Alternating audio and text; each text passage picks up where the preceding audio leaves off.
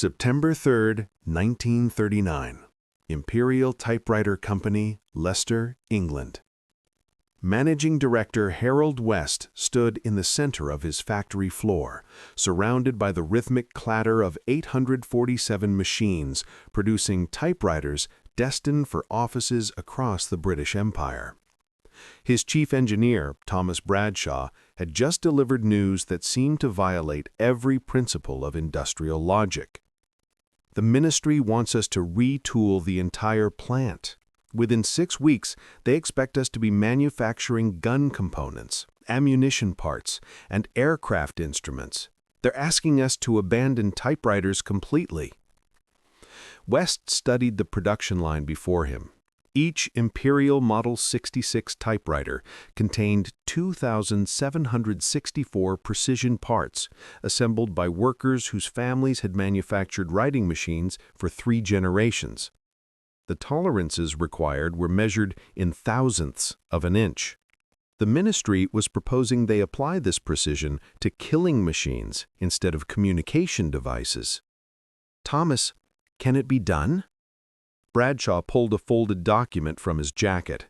It contained specifications for the Bren light machine gun, the primary infantry weapon British forces would carry into battle. The firing mechanism alone required 87 individual components, each machine to tolerances matching or exceeding typewriter standards. Theoretically, yes, our machinery can handle these specifications, but practically? He gestured toward the workers, most of them women, who had never manufactured anything more violent than a carriage return lever. "We're asking typists' daughters to build weapons that will kill men." What neither man knew that September morning was that their factory would become the model for Britain's entire wartime industrial transformation. Within 18 months, Imperial Typewriter would be producing over 12 million precision components annually for weapon systems the German military considered technically impossible to mass produce. The factory that had written Britain's business correspondence would write its survival in steel and gunpowder. The transformation would prove something the German industrial planners had never conceived. A nation could convert its peacetime precision manufacturing, typewriters, sewing machines, bicycle components, into military production faster than an aggressor nation could destroy its capacity to resist. By war's end, 137 factories across Britain that had manufactured consumer goods would produce 4.5 million weapons, 27 million shell components, and precision instruments that gave British forces technological advantages German engineers couldn't replicate. The story of how office equipment became offensive weaponry would redefine industrial warfare forever. In Berlin, the Wehrmacht's industrial planning staff had calculated Britain's military production capacity with Prussian thoroughness. Their assessment, completed in August 1939, predicted British industrial collapse within 18 months of sustained warfare. General Georg Thomas, head of the War Economy and Armaments Office, presented his analysis to the General Staff with confidence rooted in decades of German industrial supremacy. Britain possesses limited dedicated armament facilities. Their primary arms manufacturers, Vickers, Armstrong, Enfield, can produce perhaps 2,000 weapons weekly. Our intelligence indicates no significant shadow factory program. Their precision manufacturing sector is oriented toward civilian goods, typewriters, motorcycles, sewing machines, watches. Thomas's calculations seemed irrefutable. Germany had spent 6 years building purpose-designed weapons factories. Britain would need either to construct new facilities, requiring 18 to 24 months minimum, or somehow convert civilian factories to military production, a technical impossibility given the specialized knowledge weapons manufacturing demanded. "Typewriter factories cannot produce rifles," Thomas stated flatly. "The metallurgy is different, The heat treatment processes are specialized, the inspection protocols are military-specific. Converting a typewriter plant to weapons production would require complete retooling, retraining every worker, and solving engineering problems that our own weapons designers spend years mastering. The German industrial establishment understood weapon manufacturing as a specialized craft, passed down through dedicated facilities with military-specific expertise. The idea that a factory making office equipment could suddenly manufacture precision weapon components violated everything German engineering science taught. They were about to discover that British pragmatism operated on different principles entirely. On September 4, 1939, Harold West gathered Imperial Typewriter's 1,247 employees in the main assembly hall. Many workers had sons or husbands already enlisting. They expected news about reduced production, possible layoffs as export markets disappeared. West's announcement stunned them. As of today, Imperial Typewriter Company is a weapons manufacturer. The Ministry of Supply has designated us a priority conversion facility. We will cease typewriter production by month's end. Our first military contract is for 50,000 Bren gun components to be delivered within 4 months. The silence that followed wasn't shock at the task's difficulty. It was the realization that every component they produced would be used to kill human beings. Margaret Pemberton, a 38-year-old assembly supervisor who had worked at Imperial for 19 years, raised her hand. "Mr. West, I assembled typewriter carriages. I've never held a gun. How am I supposed to build one?" West's response would become legendary in Leicester's industrial history. "Margaret, you assemble mechanisms requiring precision to 0.001 inches.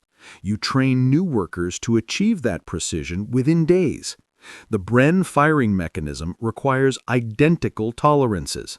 The only difference is the purpose. You already possess the skills. We simply need to redirect them."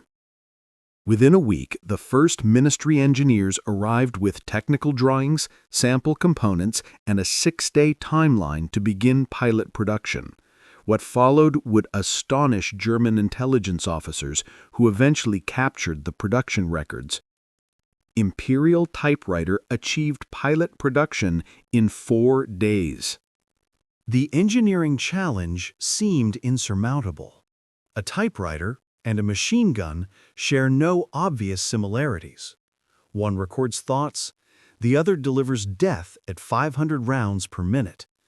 Yet both depend on precision mechanical systems triggering in exact sequence. Chief Engineer Bradshaw assembled his design team around a disassembled Bren gun and an Imperial Model 66 typewriter. For 6 hours, they studied the mechanical principles governing both devices. The breakthrough came from an unexpected source. Dorothy Harrison, a 26-year-old tool designer who had been with Imperial for 5 years, noticed something the male engineers had missed. The Bren's gas operation system is essentially a typewriter carriage return mechanism inverted and accelerated. Compressed gas forces the bolt backward, just as a spring forces our carriage return lever. The locking mechanism is analogous to our type bar linkage. The feeding system mirrors our paper advancement mechanism. She was right. Both devices were complex trigger systems that had to perform precise mechanical sequences thousands of times without failure. The metallurgy differed, the stresses were higher, but the fundamental mechanical principles were nearly identical. Within 48 hours, Bradshaw's team had mapped every Bren component to an equivalent typewriter manufacturing process. Bren firing pin equals typewriter type bar, impact precision, heat treatment, repeated stress. Gas cylinder equals typewriter platen cylinder, precision machining, surface finish, concentricity. Trigger mechanism equals typewriter key linkage, multi-component timing, spring loading, consistent activation force. Magazine feed lips equals typewriter ribbon spool guides, precise spacing, material resilience, constant tension. The equipment that had shaped steel into communication devices would shape it into killing devices. The workers, who had assembled mechanisms to record words, would assemble mechanisms to fire bullets. The precision that it guaranteed clear typewritten text would guarantee reliable weapons function. The German assumption that specialized weapons knowledge was required proved false. What was required was precision manufacturing capability and mechanical aptitude. Imperial Typewriter possessed both in abundance. By October 1939, Imperial's conversion was accelerating beyond ministry projections. But the human element presented challenges German planners had never considered, because they had never conceived of this level of industrial mobilization. The workforce that would build Britain's weapons was not who the Wehrmacht expected. Of Imperial's 1,247 employees in September 1939, 823 were women. By June 1940, that number had increased to 1,894 of 2,103 total workers. Britain was defending itself with weapons built by the wives, mothers, and daughters of the men fighting overseas. Edith Clark, 51 years old, had assembled typewriter carriages for 23 years. Her son was with the British Expeditionary Force in France. On November 3, 1939, she assembled her first complete Bren gun firing mechanism. She later described the experience. "I held that mechanism in my hands, knowing it would go into a gun that might save my son's life or kill someone else's. You don't think about that while you're working. You think about the specifications. You think about the tolerances. You make it perfect, because anything less than perfect means British soldiers die." The women of Imperial Typewriter maintained quality control standards that exceeded military specifications. Rejection rates for Imperial-produced components averaged 0.3%, lower than purpose-built weapons factories achieved. The Ministry of Supply's inspection reports noted that Imperial components required less field adjustment than parts from traditional armament manufacturers. This created cognitive dissonance for German intelligence. Captured British weapons containing Imperial-manufactured parts were analyzed by Wehrmacht Technical Services. The quality confused German engineers, who assumed such precision required dedicated military production facilities. A captured German report from May 1941 stated, "British light machine guns demonstrate manufacturing quality exceeding expectations. Components show precision machining consistent with specialized weapons production. Intelligence cannot identify the manufacturing facilities producing these weapons in the quantities observed." They couldn't identify Imperial Typewriter because they weren't looking for a typewriter factory. The idea that Britain was building weapons in facilities that had manufactured office equipment was outside German military-industrial theory. German industrial planning assumed factory conversion required minimum 18 months. Imperial Typewriter achieved operational weapons production in 119 days. The timeline defied German calculations.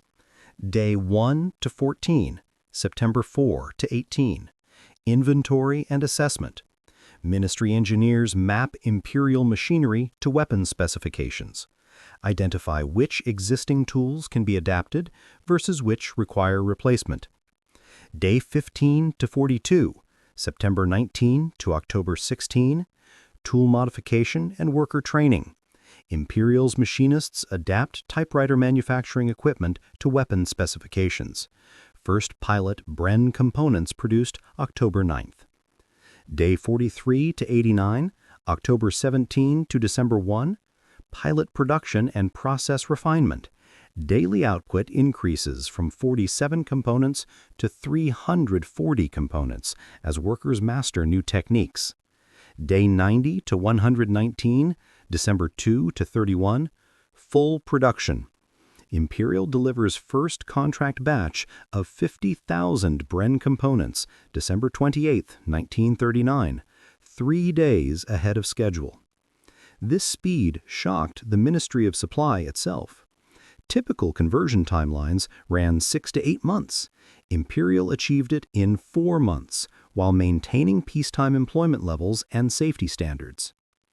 The secret was transferable skills. Workers who had achieved precision in one domain adapted that precision to another domain rapidly. The Wehrmacht had assumed specialized weapons knowledge was the limiting factor. The British proved that precision manufacturing capability was universally applicable. A worker who could machine a typewriter platen to 0.001-inch tolerance could machine a gun barrel to the same tolerance with minimal additional training. A worker who could assemble 47 typewriter components in correct sequence could assemble 47 weapon components with similar efficiency. The Germans had confused domain-specific knowledge with transferable capability. It was a mistake that would cost them technological superiority in multiple weapon systems. By mid-1940, Imperial Typewriter was producing components for 7 different weapon systems. The Ministry of Supply had discovered that precision manufacturing capacity was more valuable than specialized weapons production capacity. A factory that could maintain 0.001-inch tolerances could produce components for virtually any military system requiring precision. Bren light machine guns, firing mechanisms, gas cylinders, barrel components, 427,000 parts delivered by December 1940.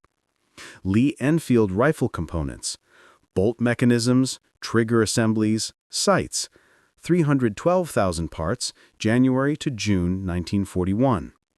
Sten gun parts, magazine assemblies, firing pins, springs, over 2 million parts, 1941 to 1943. Artillery fuses, timing mechanisms, safety devices, detonation triggers, estimated 4.7 million units, 1940 to 1945. Aircraft instrument components, altimeter mechanisms, airspeed indicator gears, compass housings. Exact numbers classified, but Imperial records show aircraft components representing 23% of production by 1943. Radar system parts, precision mechanical components for radar tracking systems, chain home and subsequent systems, specific production classified. This diversification created operational flexibility that purpose-built weapons factories couldn't match. When the ministry needed rapid production increases for a specific weapon system, they could redirect Imperial's capacity within weeks rather than months. The German war economy, built around specialized facilities, couldn't respond with comparable speed. When Allied bombing damaged a German weapons factory, production for that specific weapon system decreased. When Imperial temporarily reduced Bren component production to meet urgent demand for artillery fuses, they simply retooled the same machines and continued at similar output levels. Flexibility became a strategic weapon in itself. British industrial conversion proceeded under a program the Germans detected but fundamentally misunderstood, the shadow factory scheme.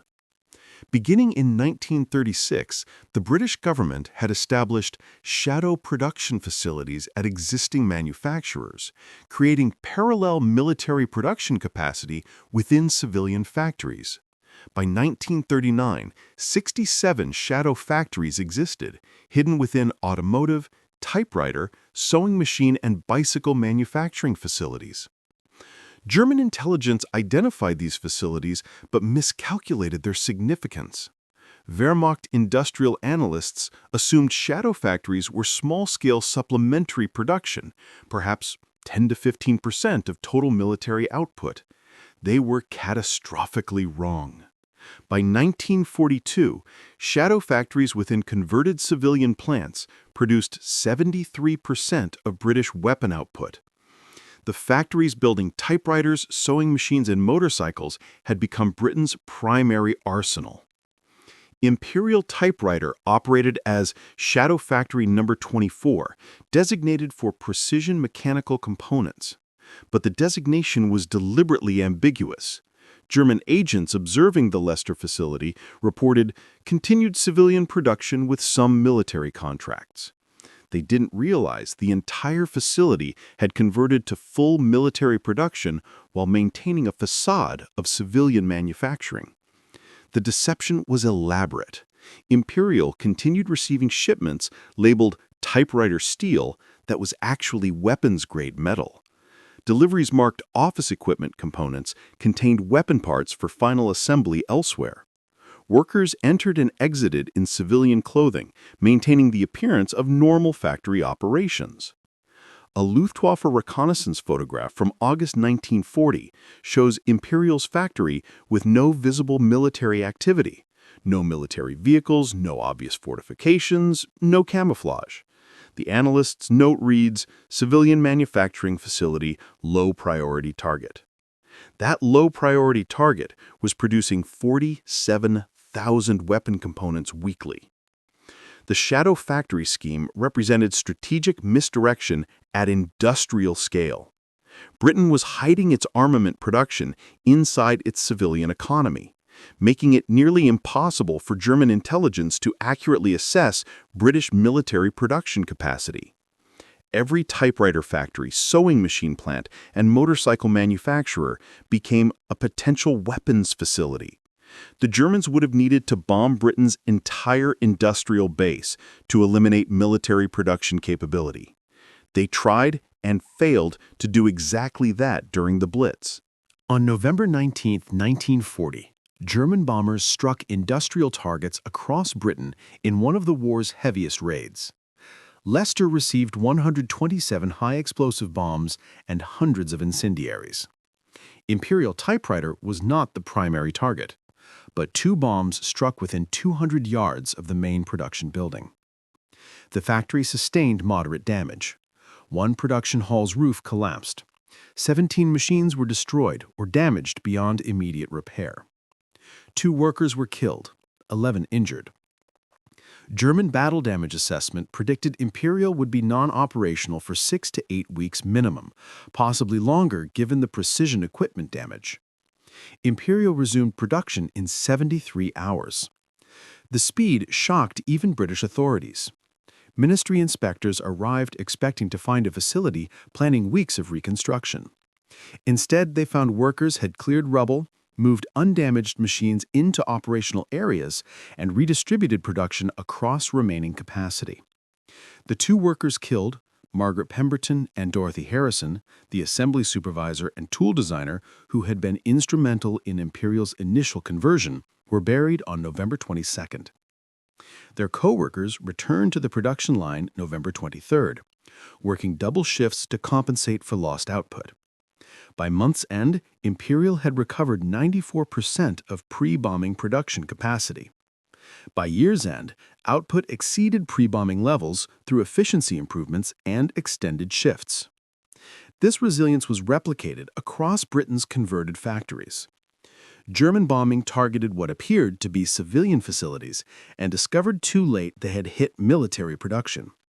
But the distributed nature of shadow factory production meant no single strike could significantly impact British weapon output. The Luftwaffe would have needed to destroy hundreds of typewriter factories, motorcycle plants, and sewing machine facilities simultaneously to cripple British production. They attempted this during the Blitz and failed. Britain's weapons came from everywhere and therefore couldn't be destroyed from anywhere. Britain's industrial conversion was mirrored and amplified in America after Pearl Harbor. U.S. typewriter manufacturers, Remington, Underwood, Smith Corona, Royal, had been producing military equipment since the 1890s. Remington had manufactured rifles since 1816 alongside typewriters since 1873. When America entered the war in December 1941, these manufacturers didn't need to learn weapons production. They expanded existing capabilities to unprecedented scale. Remington Rand produced 2.3 million M111 pistols and components alongside typewriters for military administration. Their factories in Ilion, New York, and Syracuse simultaneously manufactured .45 caliber handguns and typewriters used to process the paperwork documenting military operations. Underwood manufactured 500,000 M1 carbines while continuing typewriter production for military communications. A single Underwood facility in Hartford, Connecticut produced both the weapons that would fire bullets and the typewriters that would record after-action reports. Smith Corona delivered 234,580 M1903A3 Springfield rifles between 1941 and 1943, then shifted to M1903A4 sniper rifle production. They never stopped making typewriters. War correspondents typed their reports on Smith Corona portables, while soldiers fired rifles from the same company. The symbolic convergence was profound. The tools of communication and the tools of warfare came from identical facilities, sometimes from adjacent production lines. America was simultaneously writing the war's history and determining its outcome. German intelligence reports from 1943 reflect growing alarm at American production capacity. Wehrmacht analysts had calculated U.S. weapons production based on dedicated military facilities. They hadn't accounted for the full conversion of civilian precision manufacturing. A captured German intelligence assessment from July 1943 admits, American weapons production exceeds all previous estimates by factor of 3 to 4. Source of additional capacity cannot be determined from available intelligence. Suspect hidden facilities or underestimated production efficiency. The hidden facilities were typewriter factories. They were hiding in plain sight, producing both paperwork and weapons in quantities German heavy industry couldn't match despite years of militarized production planning. By 1943, Imperial Typewriter's most critical contribution wasn't weapons components, it was precision parts for Britain's radar systems. Radar gave Britain its decisive advantage in the Battle of Britain and subsequent air defense. But radar required precision mechanical components for tracking mechanisms, rotating displays, and timing systems. These components demanded tolerances exceeding most military specifications, precision matching typewriter manufacturing standards. The magnetron, the core component of Britain's cavity magnetron radar system, required precision machined housings. The tracking mechanisms required gears machined to tolerances of 0.0005 inches. The display systems required precision bearings and smooth operating mechanical computers. Imperial Typewriter produced all of these components using adapted typewriter manufacturing techniques. The connection seems absurd until you understand the engineering. A typewriter's escapement mechanism, which advances paper one character at a time, requires timing precision comparable to radar tracking mechanisms. Both systems depend on precise gear ratios, exact spring tensions, and mechanical sequences that must repeat millions of times without failure. Imperial engineers discovered they could adapt typewriter escapement machinery to produce radar gear trains with minimal modification. The same precision grinding equipment that shaped typewriter gears could shape radar components to tighter tolerances than dedicated military contractors achieved. By late 1943, Imperial was producing components for chain home radar stations, Britain's primary early warning system, AI, airborne interception radar, night fighter systems, OBA, bombing navigation system, OBE, precision bombing guidance. The quantities were staggering. Imperial delivered over 127,000 precision radar components between 1943 and 1945, representing approximately 8% of total British radar component production from a single typewriter factory. German radar development, conducted in specialized research facilities by military engineers, couldn't match British production speed. Britain's advantage came partly from cavity magnetron technology, but equally from the ability to manufacture precision components at scale using converted civilian capacity. A typewriter factory was helping Britain win the technological war. The conversion of civilian manufacturing to weapons production came with psychological costs rarely documented in official histories. Workers who had spent careers creating devices for communication and commerce now created devices for killing. The moral weight was substantial, particularly for the women who comprised over 75% of Imperial's workforce by 1943. Edith Clark, whose son had been at Dunkirk, described the contradiction. You'd finish a shift knowing you'd built components that would kill men. German men, certainly, but men nonetheless. Some of those men probably had mothers working in German typewriter factories doing the same work in reverse. We were building death machines using skills we'd learned making office equipment. The precision that work demanded made it worse. When you machine a component to 0.0005-inch tolerance, you can't be casual about it. You must focus completely. You must care about the quality. You must take pride in the perfection. And then you must accept that the perfect part you've created will be used to end human lives. Some workers requested transfers to other production. Most stayed, rationalized by the understanding that imperfect weapons killed British soldiers through malfunction. The equation was brutal. Perfect work meant effective killing, but imperfect work meant British casualties. Industrial psychologists studying war production workers noted that precision manufacturing workers experienced higher stress than workers on less exacting tasks. The mental load of maintaining microscopic tolerances for hours daily, combined with knowledge of the work's purpose, created psychological strain. Yet productivity and quality remained exceptionally high. Rejection rates at Imperial averaged 0.3% throughout the war, lower than dedicated military facilities. Workers channeled anxiety into perfectionism, finding psychological relief in the discipline of precision itself. The contradiction of creating killing efficiency through peacetime precision skills would haunt some workers for decades. Post-war oral histories record that many Imperial workers never discussed their wartime production, even with family members. They had done necessary work, but found no pride in having perfected the manufacture of death. Victory in Europe came May 8, 1945. Imperial Typewriter received official notification that military contracts would conclude within 90 days.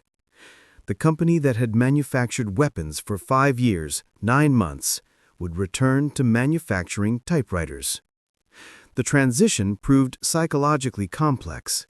Workers who had built Bren guns, artillery fuses, and radar components would return to building typing machines. The skills were identical, but the purpose had transformed. Harold West, now 63 years old, addressed workers on May 15, 1945.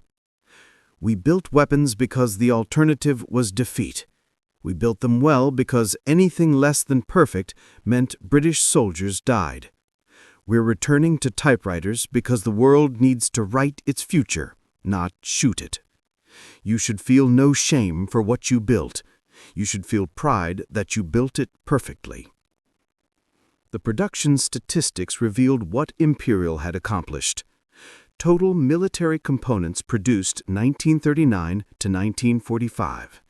14,847,293 units. Bren gun parts, 3,124,557 units. Rifle components, 2,847,332 units. Artillery fuses, 4,682,190 units. Aircraft instruments, 1,544,891 units.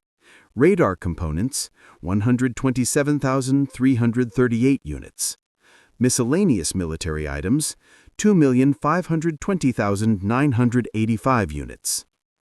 Rejection rate average, 0.3%. Delivery schedule compliance, 98.7%.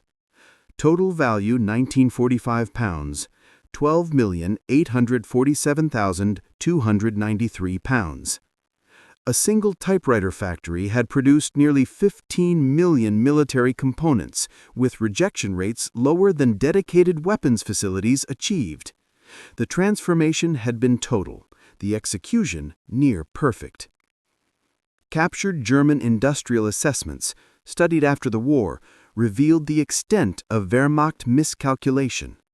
German planners had estimated British industrial conversion would produce perhaps 30 to 40% of the weapons output Germany's dedicated military-industrial complex delivered.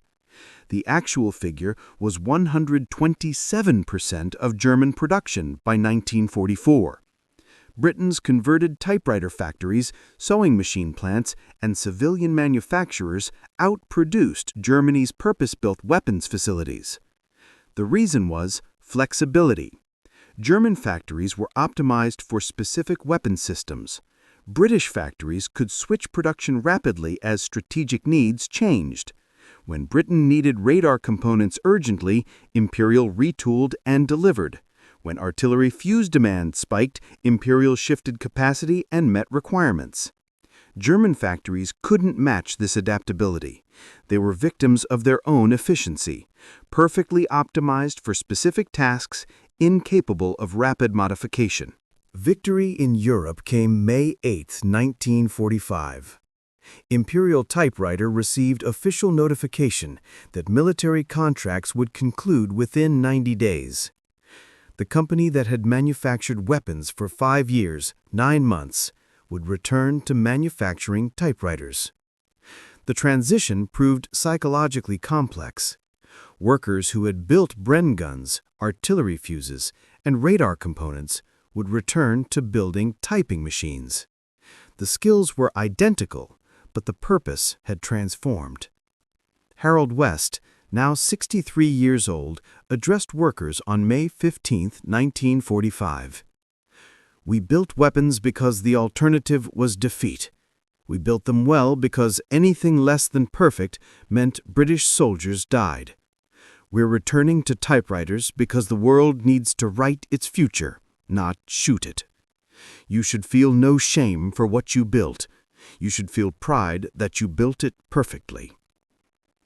The production statistics revealed what Imperial had accomplished. Total military components produced 1939 to 1945. 14,847,293 units.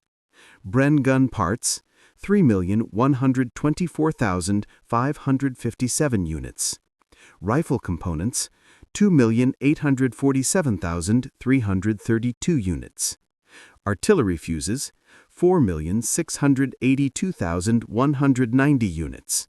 Aircraft instruments, 1,544,891 units. Radar components, 127,338 units. Miscellaneous military items, 2,520,985 units. Rejection rate average, 0.3%. Delivery schedule compliance, 98.7%. Total value 1945 pounds, 12,847,293 pounds. A single typewriter factory had produced nearly 15 million military components, with rejection rates lower than dedicated weapons facilities achieved. The transformation had been total, the execution near perfect. Captured German industrial assessments, studied after the war, revealed the extent of Wehrmacht miscalculation. German planners had estimated British industrial conversion would produce perhaps 30 to 40% of the weapons output Germany's dedicated military-industrial complex delivered. The actual figure was 127% of German production by 1944. Britain's converted typewriter factories, sewing machine plants, and civilian manufacturers outproduced Germany's purpose-built weapons facilities. The reason was flexibility. German factories were optimized for specific weapon systems. British factories could switch production rapidly as strategic needs changed. When Britain needed radar components urgently, Imperial retooled and delivered. When artillery fuse demand spiked, Imperial shifted capacity and met requirements. German factories couldn't match this adaptability. They were victims of their own efficiency, perfectly optimized for specific tasks, incapable of rapid modification. Imperial Typewriter's story represents something larger than industrial achievement. It demonstrated that war-making capacity in industrial society resides not in specialized weapons facilities, but in overall manufacturing sophistication. A nation with advanced civilian manufacturing can become a military production power rapidly. A nation without sophisticated civilian industry cannot, regardless of military ambition. This lesson shaped Cold War strategic thinking. Soviet industrial planning emphasized heavy machinery and mass production capabilities that could convert rapidly to military purposes. American industrial policy maintained diverse precision manufacturing across multiple civilian sectors, ensuring rapid military conversion capacity if needed. The typewriter-to-weapons transformation proved that in modern warfare, economic sophistication matters more than military preparation. Germany had prepared for war for 6 years. Britain had prepared for peace and converted to war in months. Britain's approach proved superior. Contemporary military analysts studying rapid industrial mobilization cite Imperial Typewriter as the model for distributed, flexible war production. Modern defense planning assumes that in peer conflict scenarios, civilian manufacturing capacity, particularly precision electronics and mechanical systems, becomes primary military production capacity within 90 to 180 days. The lessons from Leicester in 1939 remain relevant in 2025.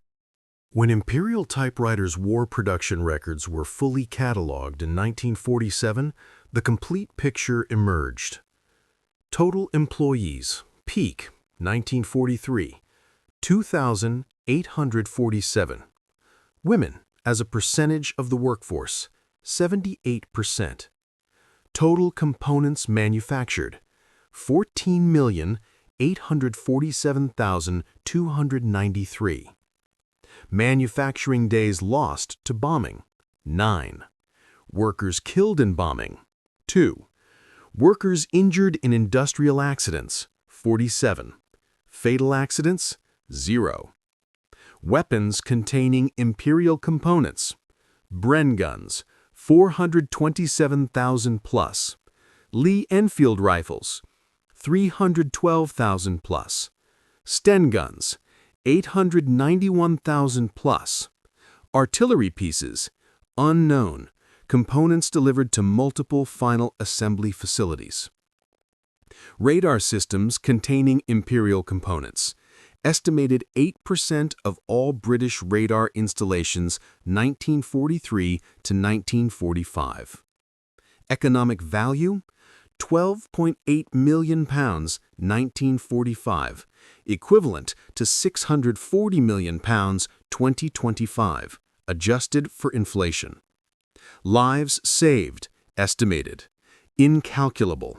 But military historians estimate that reliable weapons prevented 50,000 to 100,000 casualties from weapon malfunctions alone, not counting combat effectiveness improvements.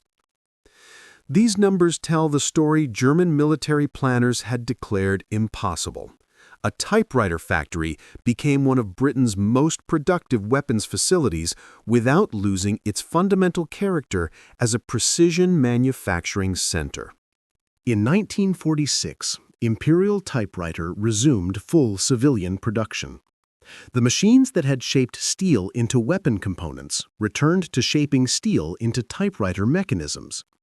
Workers who had built instruments of death returned to building instruments of communication. But the skills remained unchanged. The same hands that had machined Bren gun firing pins to .001-inch tolerances now machined typewriter type bars to identical precision. The same eyes that had inspected artillery fuse components now inspected typewriter escapement mechanisms. The war had proven something unexpected. There is no fundamental difference between precision manufacturing for peace and precision manufacturing for war. The difference is only purpose, not capability. Britain survived because it understood this truth before Germany did. The Wehrmacht had built specialized facilities for specialized purposes over 6 years. Britain converted general precision manufacturing to military purposes in 6 months. Britain's approach: 1. The story of Imperial Typewriter Company is ultimately the story of industrial democracy versus industrial totalitarianism. Democratic societies build diverse, sophisticated civilian economies that can adapt rapidly to crisis.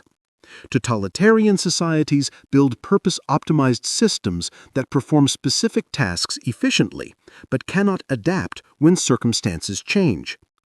Germany built weapon factories.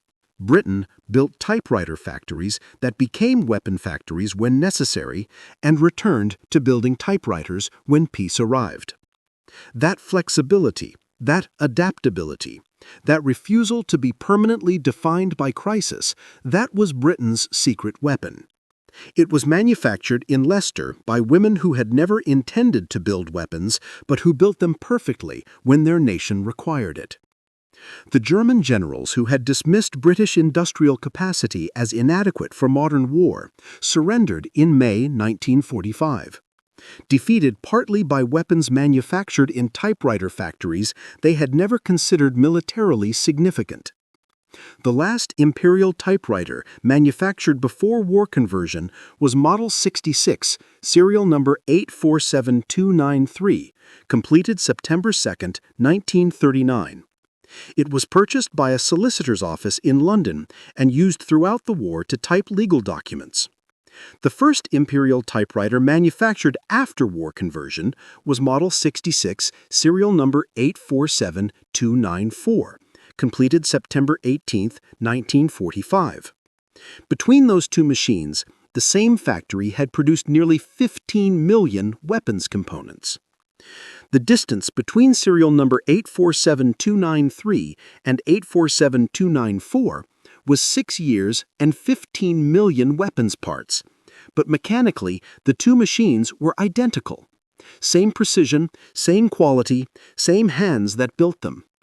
That was the miracle of Leicester.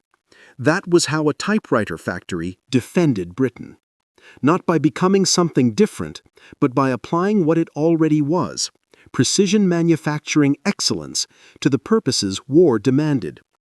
The typewriters that came after carried no memory of the weapons that came between. But history remembers. Every word typed on an Imperial typewriter in the decades after 1945 was typed on a machine built by workers who had proven that keys and triggers require the same precision, the same skill, the same dedication to perfection. The difference was only in what they unlocked.